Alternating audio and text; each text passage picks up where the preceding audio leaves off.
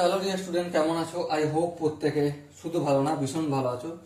স্ক্রিনের ওপর যে প্রশ্নটা দেখা যাচ্ছে সেটা আমরা আজকে মন দিয়ে পড়বো, বুঝবো, তারপর অঙ্কটা করার চেষ্টা করবো। ওকে।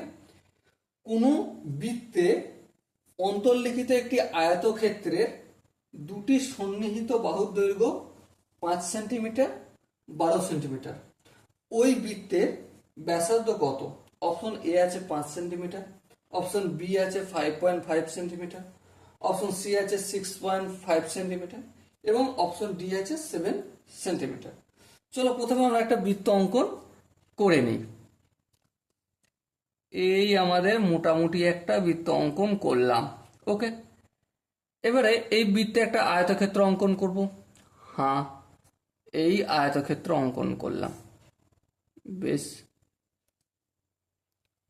নাম দিদি এ বি সি ডি। এবারে দেখো, এই এ বি বাহুটার দৈর্ঘ্য আমি ধরছি, সব এখানে কি দিচ্ছে, বড় বড় ধরছি 12 সেন্টিমিটার, আর এডি বাহুর দৈর্ঘ্য হচ্ছে 5 সেন্টিমিটার ধরলাম। বিডিটা আমি কর্ণ অঙ্কন করে নিলাম। বেশ। আচ্ছা, এই যে বিডি কর্ণ, এটা কেন্দ্রের উপর দিয়ে যাবে। হ্যাঁ, এই কেন্দ্রটার নাম দিচ্ছি আমি ও।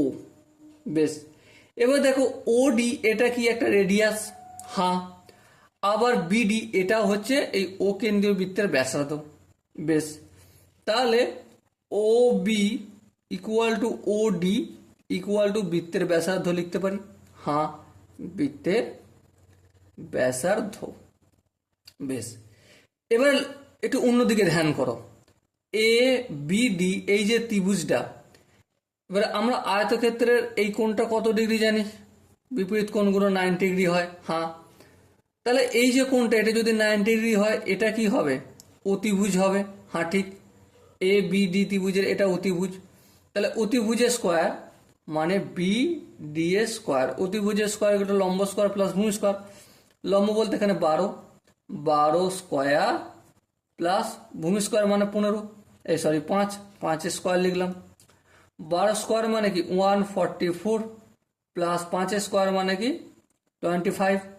সো 144-এর সঙ্গে যদি 25 যোগ হয় 169 হয়ে যাবে। এটা কি বি ডি এর স্কোয়ার। এবার দেখো বিডি সমান কত? স্কোয়ারটা অপোজিট দিকে গেলে কি হয়ে যাবে? আন্ডার রুট হয়ে যাবে। 169 যদি আন্ডার রুটের থাকে, এটা রুট থেকে বাইরে বের করলে 13 সেন্টিমিটার হবে। সেই পুরো বিডিটা কত পেলাম আমি? 13 পেলাম। এবারে বিডির অর্ধেক কত?